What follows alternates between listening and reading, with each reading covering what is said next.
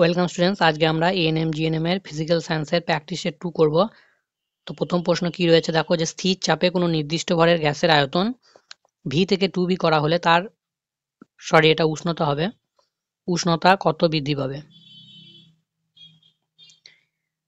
এখানে স্থির চাপ আছে, তাহলে কার সূত্র অনুসারে হবে? এটা হচ্ছে চার্লসের সূত্র অনুসারে হবে। চার্লসের সূত্র হচ্ছে ভি সমানুপাতিক টি। তাহলে এখানে তোমাদের আয়তনটা কত বৃদ্ধি পেয়েছে? দ্বিগুণ, তাহলে উষ্ণতাও দ্বিগুণ বৃদ্ধি পাবে। রাইট আনসার হচ্ছে অপশন এ। নেক্সট হচ্ছে কোন বর্ণের আলোর তরঙ্গদৈর্ঘ্য সব থেকে বেশি হয়? লাল, বেগুনি, হলুদ না নীল? রাইট আনসার হবে বেগুনি। আর লালের হচ্ছে সব থেকে তরঙ্গদৈর্ঘ্য সব থেকে বেশি হচ্ছে লালের। নেক্সট দেখো কি আছে, যে নাইট্রিক অ্যাসিড হলো একক্ষারীয়, দ্বিক্ষারীয়, ত্রিক্ষারীয়, কোনোটি না। তো এই ধরনের কোশ্চেন তোমাদের এক্সামে খুব আসে, ইম্পর্টেন্ট। এটা একটা সালে দিয়েছিল যে সালফিউরিক অ্যাসিড, এটার ক্ষারগ্রাহিতা দিয়েছিল। তো ক্ষারগ্রাহিতা বের করার নিয়ম হচ্ছে কতগুলো হাইড্রোজেন অ্যাটম রয়েছে সেটা দেখতে হবে। এখানে দেখো 2টো হাইড্রোজেন অ্যাটম রয়েছে, তাহলে সালফিউরিক অ্যাসিডের ক্ষারগ্রাহিতা হয়ে যাবে 2। একইভাবে নাইট্রিক অ্যাসিডের সংকেত হচ্ছে HNO3।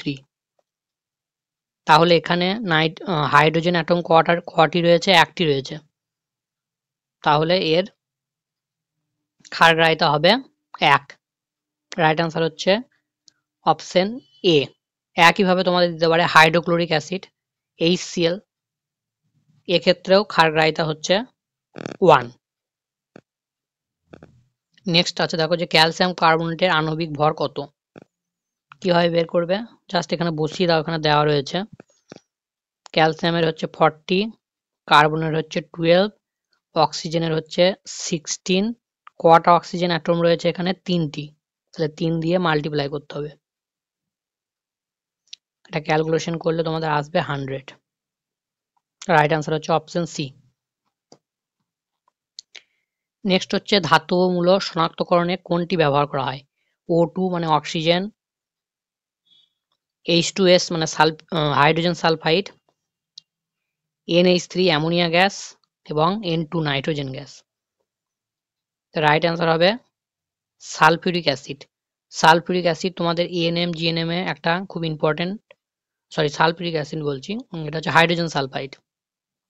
তোমাদের এএনএম জিএনএম এ হাইড্রোজেন সালফাইড থেকে কিন্তু কোশ্চেন আসে। হাইড্রোজেন সালফাইড একটা ইম্পর্টেন্ট টপিকস বলতে পারো। তো এই হাইড্রোজেন সালফাইডের গন্ধটা হচ্ছে পচা ডিমের মতো গন্ধযুক্ত, এটা একটা দুর্গন্ধযুক্ত গ্যাস। নেক্সট হচ্ছে কার ক্ষেত্রে আন্তঃআণবিক বল হচ্ছে সর্বোচ্চ হয়? কঠিন, তরল, গ্যাস সব ক্ষেত্রে সমান। তো কঠিনের ক্ষেত্রে তাদের অণুগুলো একই জায়গায় অবস্থান করে, সেখান থেকে মুভ করে না। এর ফলে কি হয়? এক্ষেত্রে আন্তঃআণবিক বল হচ্ছে সব থেকে বেশি হয়। কিন্তু গ্যাসের ক্ষেত্রে, গ্যাসকে যদি আমরা ঘরের এক কোণে ধরো একটা ধূপকাঠি জ্বালিয়ে রাখলাম, তাহলে কি হবে? ধূপকাঠির গন্ধটা আস্তে আস্তে অটোমেটিক চারিদিকে ছড়িয়ে পড়ে। এক্ষেত্রে আন্তঃআণবিক বল কম হয়। তো সব থেকে কম হচ্ছে আন্তঃআণবিক বল কম হচ্ছে গ্যাসের ক্ষেত্রে, এবং সব থেকে বেশি হচ্ছে কঠিনের ক্ষেত্রে। তাহলে এটা রাইট আনসার হচ্ছে তোমাদের অপশন এ, কঠিন। নেক্সট হচ্ছে দৃশ্যমান আলোর তরঙ্গদৈর্ঘ্য কত? অপশনগুলো সবই ন্যানোমিটারে রয়েছে। তো দৃশ্যমান আলো, আমরা সব আলো কিন্তু দেখতে পাই না, দেখতে পাই কত থেকে কত পর্যন্ত? অ্যামস্ট্রং এ বললে 4000 থেকে 8000 অ্যামস্ট্রং, আর ন্যানোমিটারে বললে 400 থেকে 800 ন্যানোমিটার। রাইট আনসার হবে অপশন ডি। নেক্সট হচ্ছে কোন পদ্ধতিতে তাপ পরিবহনে গ্যাসের অণুগুলি স্থান পরিবর্তন করে না? পরিবহন, পরিচলন, বিকিরণ, এবং লাস্ট অপশন রয়েছে পরিচলন ও বিকিরণ। স্থান পরিবর্তন করে না পরিবহন পদ্ধতিতে। তাপ সঞ্চালিত হয় 3টি পদ্ধতিতে: পরিবহন, পরিচলন এবং হচ্ছে বিকিরণ। বিকিরণ পদ্ধতিতে সূর্য থেকে যে তাপ আসে সেটা হচ্ছে বিকিরণ পদ্ধতি। বিকিরণ পদ্ধতিতে তাপ আসার জন্য কোনো মাধ্যমের প্রয়োজন হয় না।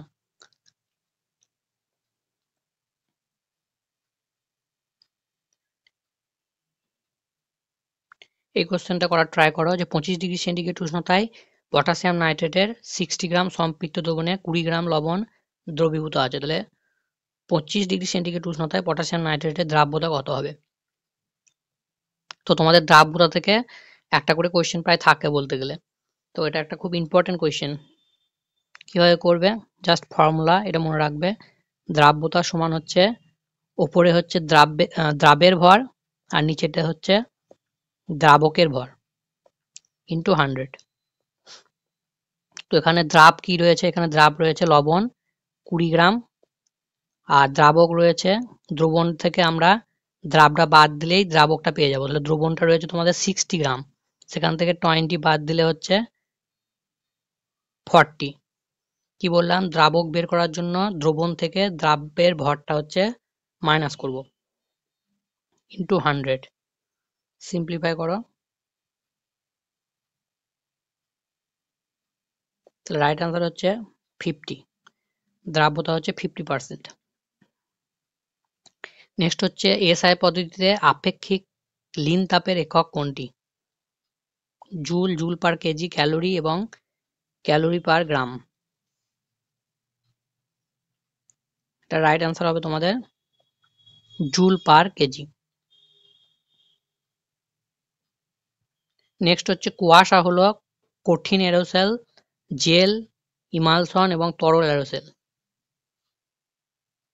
ইমালশনের উদাহরণ হচ্ছে দুধ, মাখন আসে, দুধ এসেছিল তোমাদের একবার, তো দুধ হচ্ছে ইমালশন।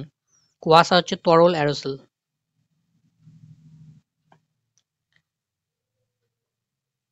নেক্সট হচ্ছে একটি খালি ও একটি মাল ভর্তি ট্রাক সমান বেগে গতিশীল হলে কোনটির ভরবেগ বেশি হবে? তো ভরবেগের ফর্মুলা কি? ভরবেগ সমান হচ্ছে ভর ইন্টু বেগ। তো এখানে দুজনেরই বেগ সমান বলা আছে, তাহলে যার ভর বেশি তার ভরবেগও বেশি হবে। তো খালি এবং মাল ভর্তি ট্রাকের মধ্যে কার ভর বেশি হবে? মাল ভর্তি ট্রাক। তাহলে রাইট অ্যান্সার হচ্ছে তোমাদের অপশন বি। নেক্সট হচ্ছে নিচের কোনটি স্কেলার রাশি? তড়িৎ প্রবাহ বা কারেন্ট, ভরবেগ, সরণ, বি ও সি উভয়। তো এটা রাইট আনসার হচ্ছে তোমাদের কারেন্ট। তড়িৎ প্রবাহ এমন একটা রাশি যার মান এবং অভিমুখ দুটো থাকা সত্ত্বেও এটা কিন্তু একটা স্কেলার রাশি। ভরবেগ ভেক্টর, সরণও হচ্ছে ভেক্টর। নেক্সট হচ্ছে কম্পিউটারের র্যাম বা মোবাইলের র্যাম, সেই র্যামের অর্থ কি? অপশনগুলো পড়ো। Regular access memory, random access memory, rapid access memory এবং running access memory. Right answer হবে option B, random access memory. Next হচ্ছে 1 HP equal to dash watt? 648, 746, 796 এবং 840। হর্স পাওয়ার, হর্স পাওয়ার কিসের একক? হর্স পাওয়ার হচ্ছে ক্ষমতার একক। ক্ষমতার এসআই একক হচ্ছে কি? ওয়াট। তো এটা রাইট অ্যান্সার হবে 1 HP ইকুয়াল টু 746 ওয়াট। আচ্ছা, তোমাদের জন্য একটা কোয়েশ্চেন থাকছে, সেটা কমেন্ট বক্সে অতি অবশ্যই লিখে জানাবে যে কম্পিউটারের, ওটা গেল র্যাম, তো কম্পিউটারে যে রম ইউজ করা হয় সেই রমের ফুল ফর্ম কি? সেটা তোমরা কমেন্ট বক্সে লিখে অতি অবশ্যই জানাবে।